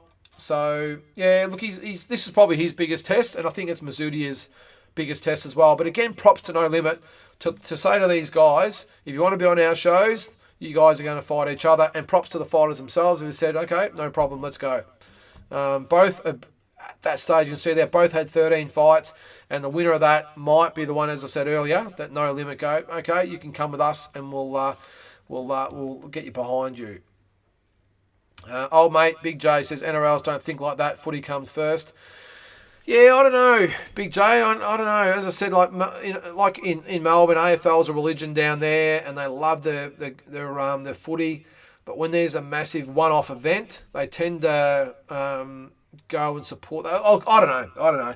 Who knows? Maybe there'll be sellouts all over the place. I'm not sure, but yeah, I don't know. It's a tough one. Adam Kelly says, I bought my tickets. Just a random question. Are kids allowed at the venue? Yeah, they'll be allowed, Adam. Yep, they'll be no. Oh, well, it depends how old. It's probably up to you. I'm not sure I'd want to be sitting down for 3, 4, 5 hours with a little tacker. But yeah, there's no restrictions on taking kids. You pay the same amount for a ticket. You pay for a seat. You can put whatever you want in that seat. Shane says, Akuso versus the Cuban. Gonzalez potential KO of the night. Slick but still green southpaw versus an old banger. Yeah, well, we'll get to that in a sec. So that's Mazzutia and Mahoney. I'm going to go for Ben Mahoney to win that fight. I do like Carl Mazzutia. I like his attitude. He comes to fight all the time. Well prepared. Really good trainer. But I'm going to bet. I'll just say that again. Get behind Ben Mahoney. I think he wins that fight in a close decision. Ben Mahoney, and then takes the next step after that. Next fight, like you said there, is Akuso and Gonzalez. We know a little bit more about Akuso, of course. Let's have a look at Yanievsky Gonzalez. Really tough fighter. You can see there he's had 26 fights. He has lost his last 2, but look at the competition. Both 10-round stoppages to Gilberto Ramirez and Andre Durrell. So neither one of those guys are slouches, both in the States. So no disgrace in losing to those guys. And see back there, he also lost to Alexander, whatever his name is there, old mate. Is it Gavozdik? Got stopped, and his other one was against another Russian there. I won't try and pronounce his name. John Pascal back in 2015. So you can see there he hasn't really lost to any slouches. They're all pretty good, really good fighters. So that's a really big step up for Paulo Akuso. Is it a step too far? Is it a step too far for him? Because, I mean, geez, we saw with Liam Wilson when he stepped up and fought Noine. Jeez. They obviously know something that we don't. He has been stopped in his last 2 fights, but he's only fought, 3 months ago. So he hasn't been out of the ring that long. So I think it'll be a good fight. James says, if Harrison keeps running his motor mouth, Tszyu might get KO of his career. I think Tszyu or Tim will play it safe. He's not dumb. He'll play it safe for maybe for the first 5 or 6 rounds, and he'll pick it up. I think as the fight goes on, I think you'll see Tim get stronger and stronger and more confident, and I think he overwhelms Harrison. And as I said earlier, I'm not quite sure he gets a stoppage. I hope he does, but I think he wins a unanimous decision. Old mate Big J, personally, this is one of the strongest no limit cards. Yeah, I'd have to agree, Big J. I think, obviously there's a lot of money coming in for this fight. They're going to get a lot through the gate, a lot on pay-per-view. So I can understand they've invested in it. But that's what I like about it, because you get a lot of promoters will put all the money into the main event and they just put on an average undercard. People still pay. But what I really like about No Limit is they invest back into the card. So you can't argue with that. So look, I think Akuso gets the win. But Gonzalez will definitely be there to fight, won't he? He's looks a tough guy. Mick Tabor says, hi Big J, love when you're on T Street, you keep it real. Now T Street, you have mentioned that before, Big J, I'm going to have to check that out. Jay Brown says, looks like tickets are not really moving, heaps still available and it's 4 weeks away. I think the price point bumps out the casuals, which is most. Yeah, it's a risk, isn't it, Jay? Because one thing I'll give credit to D&L for, they were Duco back in the day. You remember they fought when he had Pacquiao and Horn. And even Horn and who did he have his first defence against? Whoever it was. All the big fights they've made, they've kept the ticket prices very, very affordable. Because at the end of the day, when you've got a government body giving lots and lots of money, I've got no idea what the New South Wales government are giving No Limit, but when they give a shitload of money to promoters, they want to see a full house. They might have a shitload of people watching on TV. The governments don't want to see that. They want to see a sellout crowd. And that's what DNL/Duco did with Pacquiao and Horn. They had $39 tickets to the fight.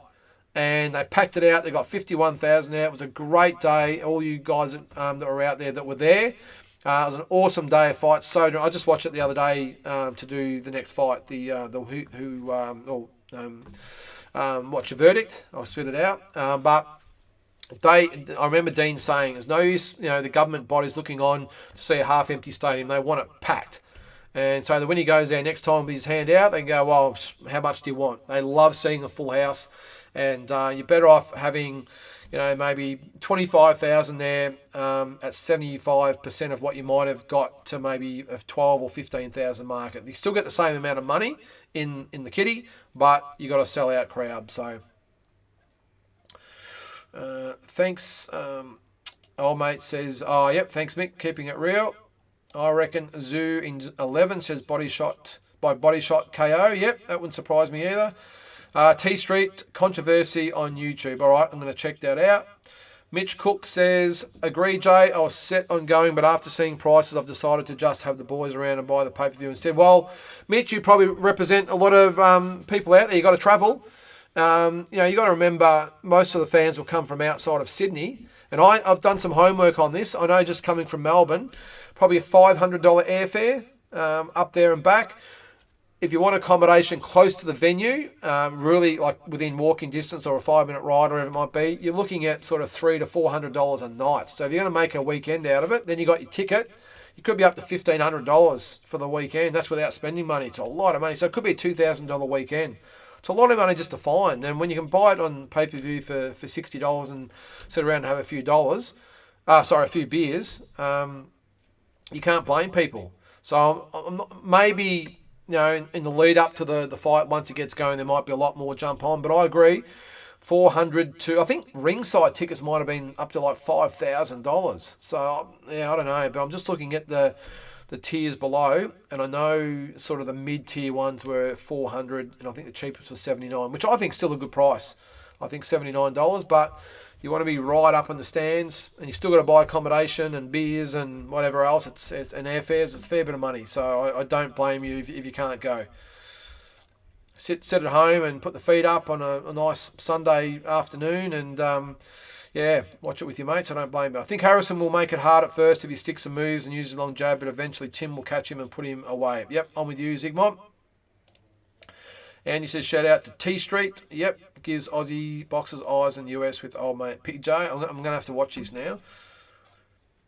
All right, is Taszyu Brown going to be head trainer for Balban? All right, let's get on to that fight. We've done... I'll get onto that in a second, James. Let's get on to the other one there. Isaac Hardman, Rowan Murdoch. Now, I was really surprised at this fight because I think it's a really, really tough fight for Isaac Hardman. I'm not quite sure why he would want to take on... well, I do know because he's that type of fighter. He'll fight anyone. He's from that MMA breed or from that cloth where they'll fight anyone as long as the money's right and the rounds are right and the weight's right. They bring it on. That's the mould he's cut from, and he's shown that throughout his career. But taking on Rowan Murdoch, who's a big, strong, experienced, solid, super middleweight, it's a risky fight. It's a real risky fight. I'll just quickly check out Rowan's career. You can see they're 26-2.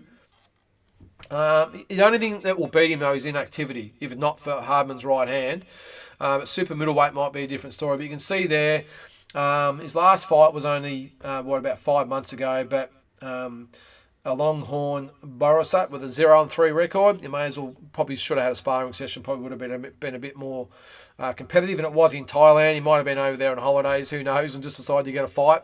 So you can't really count that. Before that was 15 months earlier to Les Sherrington. And before that was 15 months before that to Zach Parker, where he got stopped in 11 rounds. So, inactivity. So since that fight was Zach Parker, and before that it was a year and a half out as well. So not a very active fighter. So that's probably what you'd give Isaac the edge. But I'm telling you, Rowan Murdoch is a very, very good fighter. He's tough, he's hard, but 26-2. I'm just not quite sure why they want him to fight a super middleweight, unless he's going to campaign there going forward. I'm just not quite sure why they would want that fight. I'm sure there's other middleweights out there that would have put the hand up to fight Isaac if the money was right. Jules said on social media that he couldn't get a fight. Oh, okay, well, there you go. You've hit the nail on the head right there. Couldn't get a fight at middleweight. Well, it wouldn't surprise me. That happens a lot with Isaac. And Tommy B, yep, Hardman is a true fighter, stays active and doesn't turn down a challenge. I just love the guy, Tommy. I think I've told this story before, but I promoted his second fight. Now, it was in Melbourne. It was on our card. We had our guy, Matt Sheehan, was the A side. It was on a Sunday afternoon in Melbourne, in Altona, and we needed a late replacement for Matt Sheehan. Isaac had only fought a few weeks before. He'd knocked out Lucas Miller on a big-time boxing show at the Pavilion. We had no one to fight, and the late, great Stuart Duncan said, I think I've got a guy for you up in Queensland. He's some MMA guy. His name's Isaac Hardman. You want to come down? This was at light heavyweight, mind you. And Matt Sheen's a big light heavyweight. Isaac Hardman flew down, I think, on 2 days' notice. He got on the scales, fully dressed. He probably had rocks in his pockets, but he weighed 80 kilos.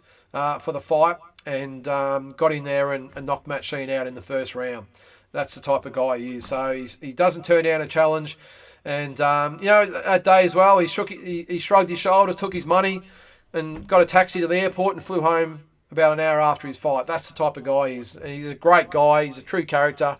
And I hope he wins, don't get me wrong, but this is a tough fight for for Isaac against Rowan. But I think Isaac's got enough in the tank to beat him, but no slouch is Rowan Murdoch. He's a very, very good fighter and has fought at world level numerous times. So good one for the head splitter. Says also, well, Stephen says the same thing. Head splitter never backs down. No, he's a good man. Is Isaac Hardman, the head splitter.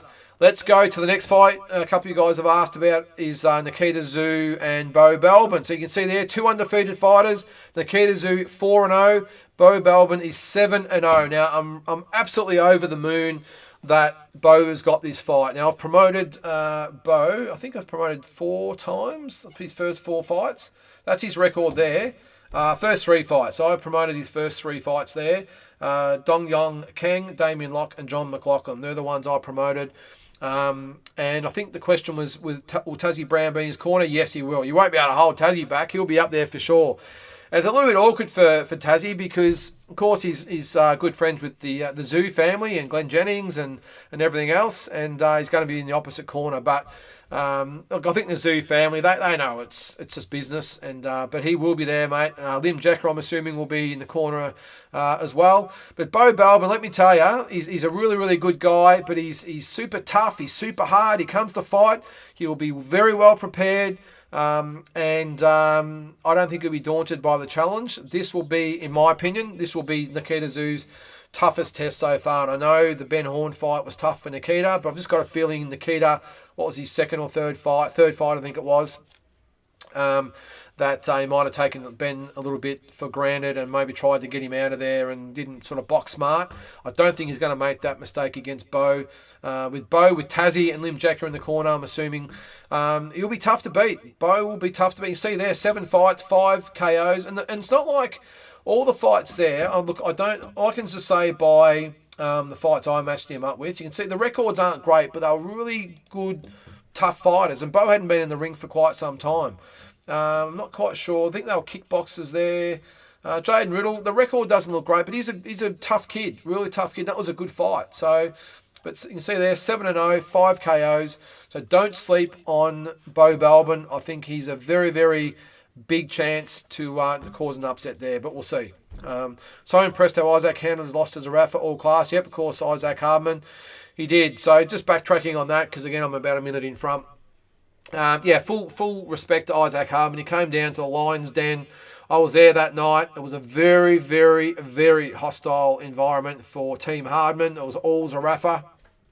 And it was tough for him. Of course, what happened at the press conference and the weigh-in and all the rest of it wasn't a great atmosphere for Isaac, but he came down. He literally took it on the chin and licked his wounds. I think he got back in. We'll check his record. I think he only got back in a couple of months later, didn't he? When was it? Got back in 3 months later. There you go. And or 2.5 months later. That's the type of guy that he is. So, but I've got so much time for Isaac Hardman. Whether he's got enough to go to that next level, we'll see. Really surprised that he... I was going to say surprised, but I'm not surprised that he left Dean Al. I was disappointed for Dean Al because I know Dean put a lot of time into him. He took Isaac when he was just a nobody, a fringe fighter. That MMA guy just had a few good fights. Took him under his wing, signed him. I remember when he told me that he was signing him. I went, oh, that guy. I know he can punch, but I wasn't quite sure whether he had it. Dean said, no, I believe in this guy, and obviously got him all the way to that Zarafa fight. But on the other hand, I can understand it. TV's where it's at. No Limit have got the TV. At this stage, DNL haven't got the TV. Isaac needs to keep his career going. He's obviously served his 5-6 fight contract under DNL, so I don't begrudge him at all. But just surprisingly disappointed that he did leave DNL. But again, as I said, I can't blame him because No Limit hold all the cards at the moment, don't they? So, but hopefully DNL don't fall by the wayside. They've still got Jaya Patai. They've obviously lost Justice Honey as well. So I really hope they don't get pushed aside and they regroup and get some sort of TV deal and they come back, because Dean's one of the best I've ever seen. And yes, Mick, great to see Bo Balbin getting a fight against Nikita. So back to that fight. Look, make no bones about it, Nikita Tszyu will be the outright favourite without a doubt. I mean, he's the A side. No one really knows anything about Bo, but as I said, he's a tough guy. I won't call him a kid because he's 30 years old, I think. He's a tough guy. He'll come in very, very well prepared, and he'll leave no stone unturned. I think he gives Nikita Tszyu a very, very good run for his money. So that should be a good one. And the other fight on that card, you can see there, Chanel Dargan always comes to fight. She'll be up against Courtney Martin, who is 1-0. I don't really know a hell of a lot about Courtney Martin, but Chanel Dargan, she's only had the one win from 4 fights, but I think in all 4 fights, they're all pretty much Fight of the Year candidates. So good to see the girls getting a run. I thought they might have put maybe another girl on there, but I suppose when you got all those fights, and the thing is, I suppose it's not like a nighttime event where you can start at 3 or 4 o'clock in the afternoon if you want and get all your fighters on. Obviously, we haven't got that luxury this time, so they've got 2, 4, 6, 7 fights there. What have we got there? 10, 20, 30, 40, 50, 62, 68, 72 rounds. So if it does start at 11 o'clock, it's going to be a long day. I think maybe I was wrong. Maybe it is going to start at about 4 o'clock in the afternoon. Is Nikita Balbin an Aussie title fight? No, mate. It's only a 6-rounder, this one. Bo does have the Australian... is it Australasian? He has got the Tasmanian and Australasian super welterweight title. That was an 8-rounder. So I think from what I know about that, Jules, is that Tim Tszyu, and quite right this side, have said, no, we're not quite ready to step up for an 8-rounder yet. We want to stick to 6-rounders. They're in no hurry. So I just think it's a good fight, good 6-round fight. I think it's a real solid fight. And maybe after this one, I would maybe get him to 6 or 7 fights, maybe 6 fights and step him up to an 8-rounder. Get him maybe another 3 or 4 fights and step him up to a 10-rounder. And don't even look at getting him in with anyone of any real note, I wouldn't have thought, until he's had about 12 to 15 fights. I just don't think they'll be in a rush to hurry him along because he was out of the game for so long. It's almost like starting again, so I don't begrudge him for that. But Bo Balbin, he's going to be a tough one. So on to some other Aussie news, guys. I'll just jump out of there. I've got some questions. I'll come back to that. But that's the card there. So Tim Tszyu, Tony Harrison over 12 rounds. Sam Goodman, TJ Donaghy over 10. Coleman Zudia, Ben Mahoney over 10. I'll tip the winners. I'll go for Tim over Tony, Sam Goodman over TJ by points. Ben Mahoney on points over Coleman Zudia. Paulo Acuso, late round stoppage of Gonzalez. I'll take Hardman on points over Murdoch. I'm still going to take Nikita on points over Bo, and I've got no idea about Chanel Dargan and Courtney Martin. I haven't seen Martin fight, so I'm not going to cast a verdict on that. Stephen, I got big hopes for Nikita. Well, I think we all do, Stephen, but I suppose it's just the proof's going to be in the pudding. He's had 4 fights. I just want to see him get to 12 fights, 10 or 12 fights, because I'm not quite sure. I'm still to be convinced whether he's 100% into it. I don't. It's great that he's come into professional boxing, of course, after his dad and his brother. Whether he's come in as hardcore as what Tim did, or it's just, well, I'll give it a go while I'm at this age and we'll just see how we go. I'm not sure. I haven't sort of heard him come out and say, I'm in this for the long haul and I want to be a world champion. I haven't sort of heard that. But, this will be his 5th fight. So, as I said, when he gets to 10 or 12 fights, I just want to see where he sits as far as his commitment to the sport goes. Let's hope he's in it for the long haul like Tim, because how good would it be to have both brothers, holding world titles? It'd be great. Jay Brown says, I think the card will fall in that order, to be honest. Nikita on early so Igor can get back to Tim. Yeah, 100% that'll be the case, Jay. That will be the one fight that will be where it falls. I am surprised, though, that Hardman Murdoch, if that is, I'll just go back to the card there so you can see it.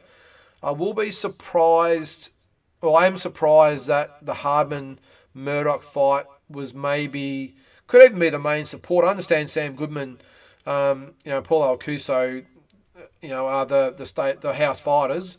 But I just think as far as even Aussie interest, I would think, although Goodman and, both those fights, I suppose, Goodman and Donaghy and Mazzuti Mahoney will get the interest. And, of course, we all like Acuso.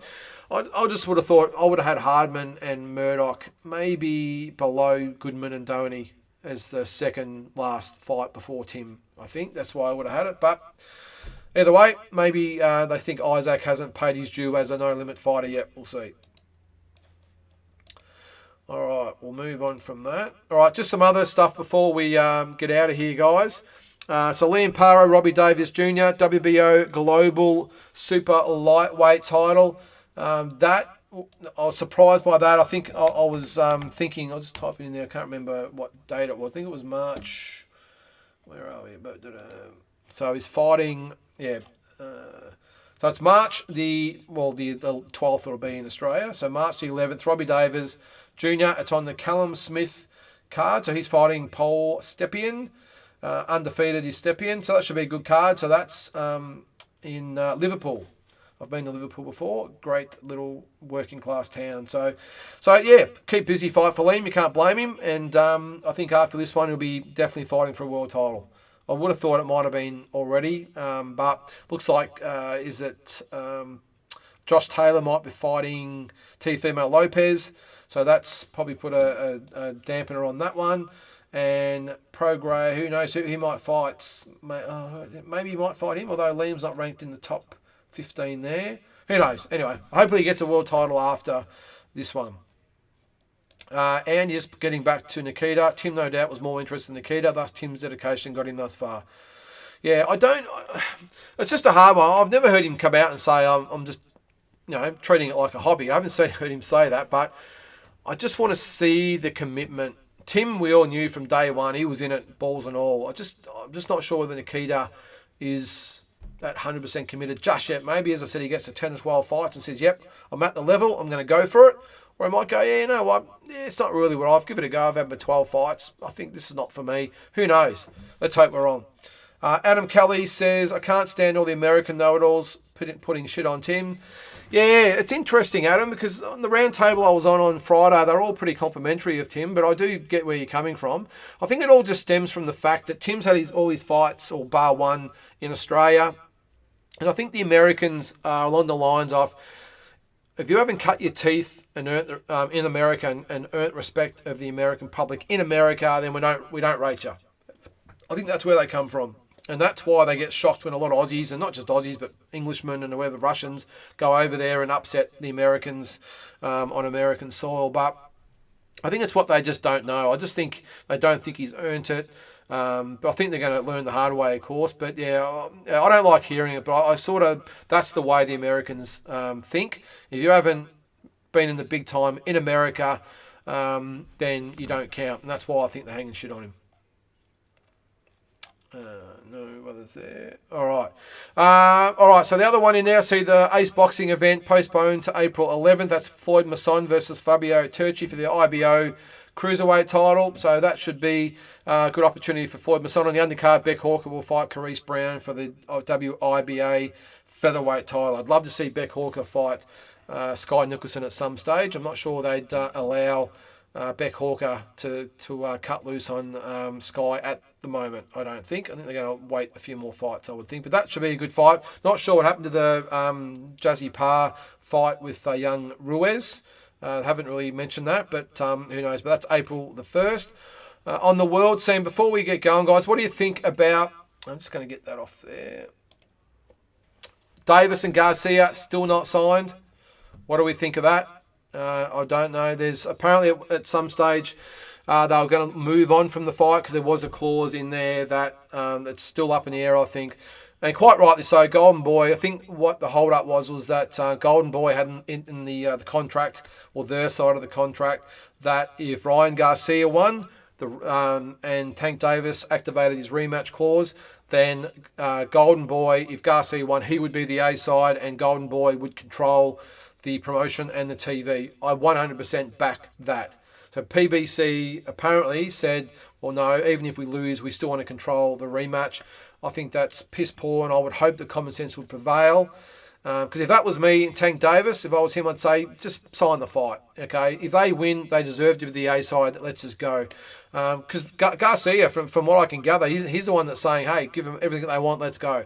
Apart from that point, I back him on that. Don't give him that satisfaction. Batman Boxing says Tim is definitely underrated over in the US. He is. I don't think that's going to be for much longer, Team Batman. I think he's going to shock a lot of people. The other fight looks like it's going to happen on May 6th is Canelo Alvarez, John Ryder in Jalisco, Mexico. Very unusual, I think, that it's in Mexico. I would have thought it would have been in England, because I think the whole reason, from what I gathered, was that Eddie Hearn wanted to showcase Canelo to an English live audience. Still would have got the pay-per-views all over the world.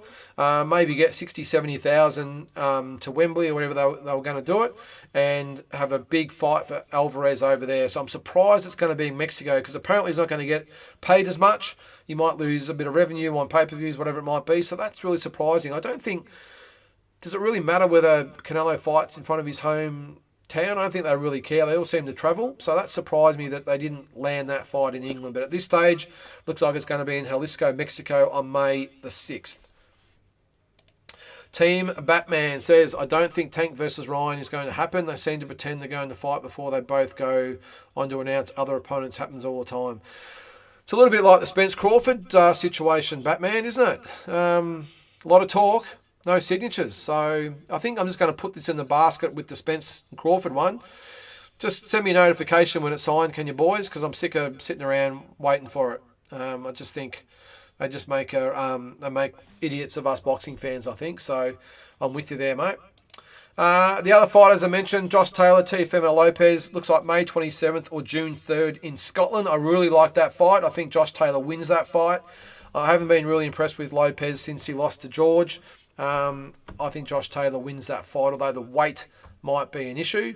But I think if Josh Taylor makes the weight comfortably, that I think he can beat Teofimo Lopez, especially being in Scotland. So that's May 27th or June 3rd in Scotland. And I think that's about it. One thing, actually, I'm going to save it for next week, guys. I want to go through the divisions. Like I said earlier in the show that we did it last Friday on the round table on D-Style Boxing, where we went through the 8 traditional divisions, so no in-between divisions. So we went from heavyweight to light heavyweight to middleweight to welterweight to lightweight to featherweight to bantamweight to flyweight. So all the in-betweens were out. And what we did is we said who would be the undisputed champion, because one champion, we put it down, who would be the champion in those 8 divisions. And it was a little bit hard because you've got a lot of really great fighters in the in-between ranks. So say Canelo Alvarez is the undisputed super middleweight champion. So would he have to choose to go to light heavyweight or middleweight, or that's the sort of thing I'm talking about. So there's a lot of grey areas in there, and everyone had their own opinions. What I want to do, I'm going to do it next week. Let's go just through the current divisions. We won't have a hypothetical sort of thing. I want to go through each division, and we're going to see who is the champion of all divisions at the moment, not just those 8, but all the divisions, so heavyweight, cruiserweight, super middleweight, all the rest of them, and we're going to go through who we think are the champion at each weight. A couple of them, of course, Jamal Charlo, Devin Haney, and in a way are all undisputed champions, so they get a pass, of course. But just who do we think? There's the welterweights, which is talking point. The heavyweights, is it Fury or Usyk? We've got light heavyweight. Is it Bivol or Beterbiev? As I said, Canelo Alvarez, he's the super middleweight. Is it Golovkin? Is it Charlo at middleweight? As I said, Spence Crawford at welterweight. We've got Haney there. I mean, there's so many different fighters. Fulton, or there's Lee Wood, Lewis Lopez. I mean, so many different fighters to go through in all the different divisions. So that's what I want to talk about next week. Team Batman again. Thanks for the comments there, mate. I don't mind Canelo versus Ryder in Mexico. Will be a huge event over there. Yeah, I don't mind it either, Batman. I agree with that. I'm just a little bit confused when Eddie said a long time he wants to bring Canelo to England to showcase him to his English fan base. And let's face it, the English do it better than anyone. To get 80 and 90,000 to a boxing event is just massive. And I think Canelo could go close to getting those types of numbers against an Englishman. So that's why it surprised me. You get a massive live gate. But you'll also get massive pay-per-views in Mexico. I mean, having said that, I remember the days when Julio Cesar Chavez fought Greg Haugen in Mexico City in front of 130,000 people. So maybe I'm wrong, but as I said, I was surprised Eddie Hearn, being an Englishman himself, he didn't want Canelo over. Canelo himself has come out in the past and said he'd like to fight in England, and has never really made a big point about fighting in Mexico. So, but look, they know a lot better than what I do. So either way, mate, I'll be watching. I think it's a good fight. I know I don't share the view with a lot of other people out there, but I think it's a good fight. Another one from Team Batman. I don't mind Canelo versus Ryder in Mexico. Will be a huge event. I think we just said that. Yep, sorry. I think Taylor beats Tszyu, who looked off mentally ever since he beat Loma. Well, that's going to happen. When you've got a guy like Lopez who's so much ego and that about him, but gets pumped up so much, as we see a lot of American fighters do, they get beat, and it's like they can't compute. It's like they have a meltdown. And that's what it looks like to me with Teofimo Lopez. Maybe he just needs that one big win to get him back. Who knows? But that one loss can do all sorts of things to you. Rowan, nice to see you, Rowan, or on the chat here. Do you think that opens the door for maybe Cuttrell versus Paro interim title? Yeah, it could. Yeah, 100%, mate. 100% could mean that. Now, looking at the ratings at the moment, I'll bring you guys into this so you guys can see as well. So Paro, Teofimo Lopez is ranked number 1 there. So that would be for the WBO title.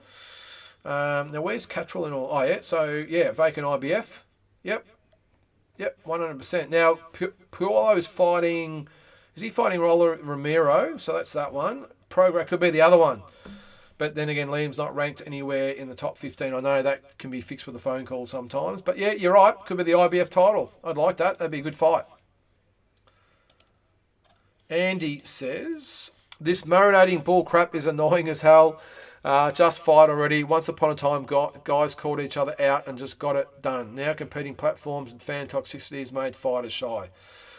Well, mate, when you think about it, Andy, I think it probably reflects society these days. It's all about stature almost these days. It's all about your cred, whatever it might be. Back in the day, it was about legacy and reputation. I know money plays a big part, but money, even though the massive fights, worth a lot of money, for them guys, I'm talking the Hagler, Durans, Leonard, Hearns, Holmes, and all those, Ali, of course, all those guys. It was about legacy and, as I said, stature and respect, all the rest of it.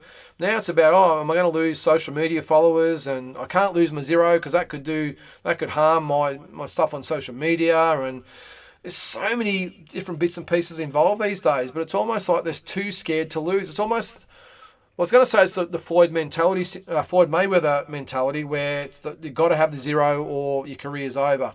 One thing about Floyd, and I know there'll be some of you disagree, I don't think he ducked anyone over the journey. I thought he fought everyone at whenever, probably fought a lot of them when it suited him, but he did clean out everyone, I think, over the journey, bar one or two. But in this instance here, fighters just aren't fighting it purely because they just don't want to risk an L. So that's why I love the Inoways and those types of guys. They'll just fight anyone. And obviously a few years ago, Pacquiao and all those types of guys. So who knows, Andy, but I'm with you. It pisses me off as well. All right, guys, that's almost about it for tonight. As I said, next week we'll go over the division by division and obviously all the rest of the news as well. And we'll go over that. Might do my pound for pound world rankings next week too, and we can have a bit of an argue about that as well. So always plenty to discuss. I'm sure there'll be plenty of other boxing news out there as well that'll be out in a week's time. So look out for Boxing Deep Dive this week as well, guys. Thursday night live at 7:30. So make sure you tune in for that, or 7:45, whatever it might be. But Thursday night we're going to Taszyu should be back. Might have Noonan Boy on, so we'll get back into that as well. And Big J, sorry, before I go, any news on Shannon O'Connell? Big J, she did have the partial shoulder replacement, so that's all been done. Rehab starts now. I mean, if she does fight again, she could be looking at 12 months away. But she does seem a little bit perky at the moment, so she's very happy with the way the shoulder went, and they're not shutting the door on it. Still a long way to go, but from what I would think, they're going to be 6 months before they even try and test it with anything. And if it all goes well, who knows? I think I have spoken to her, but not about this in question, about if she will fight again. I've got a feeling if she does fight again, it might be a farewell fight, I think. That shoulder's not going to hold up forever, so it might just be a farewell fight to say thank you, and that might be it. Who knows? Adam, again, to keep these inactive fighters, why don't they have a card with all the same weight class every now and then? It's not a bad idea. Yeah, but again, promoters, they've got to look after certain contracted fighters and get them on, and it's messy, Adam. It's messy. Thank you, Jules. I really appreciate you tuning in, mate. And look, I'm really, again, appreciative of all you guys that come on, because I'm just like you guys, talking boxing out there, and that's what I love to do. And we do a little bit more officially on the Thursday nights, more of a rundown sort of show. But on this one, even though I have a list of stuff to go through, it's a bit of everything and a few different points to talk about as we go, and whatever happens to pop up. So all good, guys. Thanks very much for tuning in, and look forward to seeing you next Monday night at 7:45. And don't forget the Boxing Deep Dive on Thursday night. And what's your verdict? Pacquiao Horn will be out on Friday or maybe Saturday, so keep a look out for that as well. Thanks, guys. We'll see you then.